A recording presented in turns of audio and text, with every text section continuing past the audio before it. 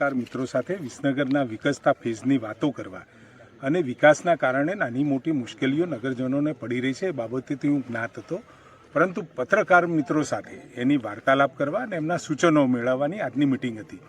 અને સાથે સાથે નજીકમાં જ આપણું આ પિંડારિયા તળાવ અને પિંડારિયા તળાવમાં દાજી હાર્ટફુલનેસ સંસ્થા દ્વારા આશરે 40 થી 50 લાખના ખર્ચે અહીંયા આગળ સુંદર આખા ભારત અને દુનિયાભરના વૃક્ષો અહીંયા વાવી અને એક પર્યાવરણ માટેની એક ઇકોસિસ્ટમ માટેનો જે અદ્ભુત પ્રયત્ન થયો છે એ પણ મારે પત્રકાર મિત્રોને બતાવવો હતો.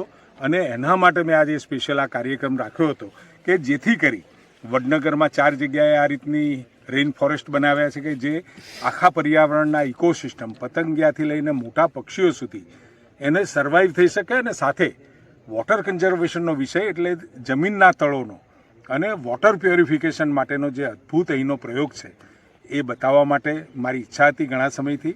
મેં પોતે પણ નહોતો જોયો, એટલે ગઈકાલે જોયો, એટલે આજે આ તમામ પત્રકાર મિત્રો અને અધિકારીઓને પણ આની કિંમત સમજાય અને આવતા સમયમાં અવેરનેસ આપ દ્વારા વિસનગરવાસીઓને થાય એના માટે આજનો કાર્યક્રમ હતો.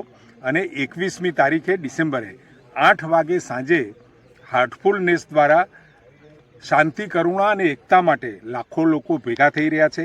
દાજી સાથે ઓનલાઈન ધ્યાન પણ એ કરવાના છે. મારી બધાને વિનંતી છે કે જે લોકોને મેડિટેશનમાં, ધ્યાનમાં રસ પડતો હોય, આનંદ આવતો હોય અથવા તો પરમાત્મા સાથે એકાકાર કરવાની ઈચ્છા હોય તો 21મી તારીખે 8 વાગે કોઈ પણ વ્યક્તિ આ દાજી સાથે ઓનલાઈન જોડાઈ અને કરી શકે છે.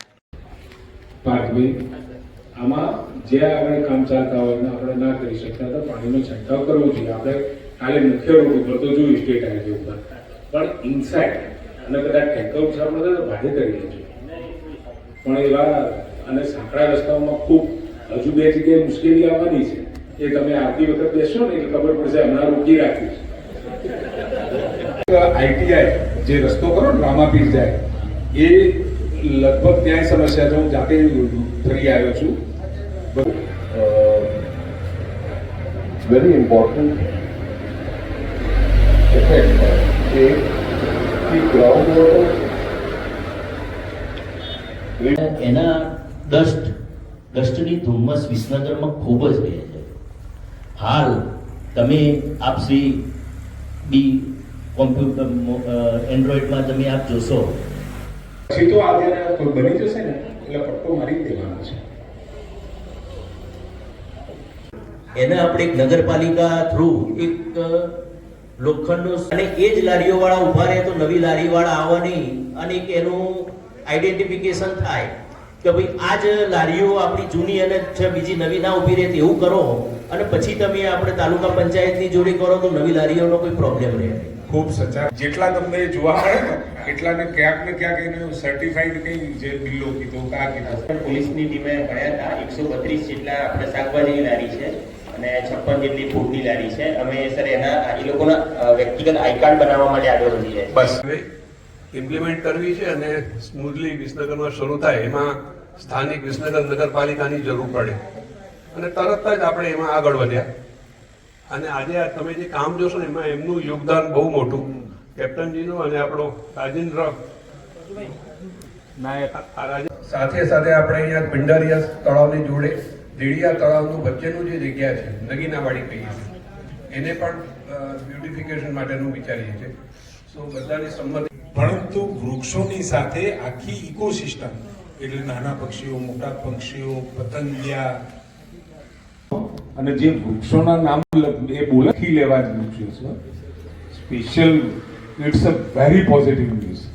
હું કાલે જોવા આવ્યો સમીર કે જયપુરથી તારંગા સુધીનો આખો જે પટ્ટો છે એનું ફોરેસ્ટેશન કરવાનું કામ અને એમાં વડનગર ઉમેરાયું. વડનગરની 5 જગ્યાએ પ્લાન્ટેશનનું કામ થયું.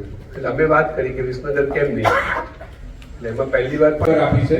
પણ મને સમજ છે કે ત્યાં જે રગડો નીકળે છે એટલે 2 ફૂટ ખોદવાનું હોય તો ઓટોમેટિક 5, 5.5, 6 ફૂટનો ખાડો થઈ જાય. માટે એક જગ્યા સિવિલ ફૂટે આઈડેન્ટિફાઈ કરતો દોડો તો બહુ ઝડપથી ક્યાં સુધી પૂરો થયો? 10 થી 12 દિવસ. 10 થી 12 દિવસનું કન્જેશન વધારે છે, લારીઓ છે એ લારીઓને એ બાજુ શિફ્ટ કરવી અને જે આપણે પોષણ રીતે પીજે ભાઈએ પણ કહ્યું છે કે એ અમે કરી લઈશું. અને ટ્રાફિક માટેની જે સમસ્યા છે એટલે થોડો સમય આપણે સિવિલ હોસ્પિટલ વિસનગરનો એ જે 2024નો ઓક્ટોબરમાં સપ્ટેમ્બરના દિવસો તમે અત્યારનો જુઓ, એ વખતે આપણો લગભગ AQI 60-70 હતો, અત્યારે 100.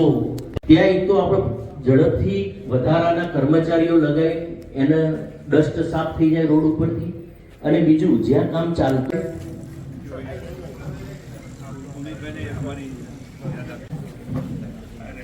સમીરભાઈ સાહેબ આપને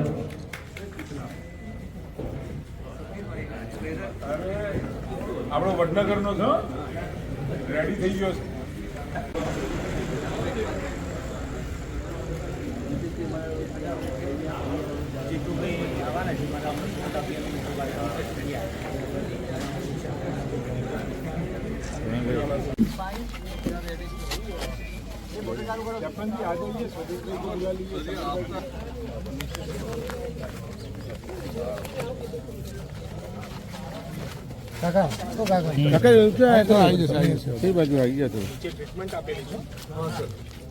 અઢી બાય 3 નો ખાડો થાય છે અને એના અંદર ગૌમૂત્ર અને કોલસો પેલો નખવાના અંદર આવે છે, ચારકોલ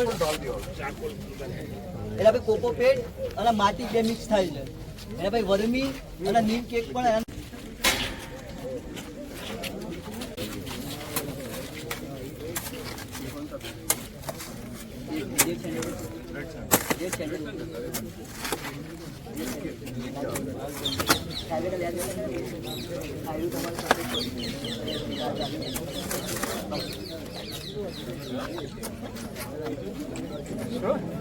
ક્યાં ક્યાં સ્વદેશભાઈ?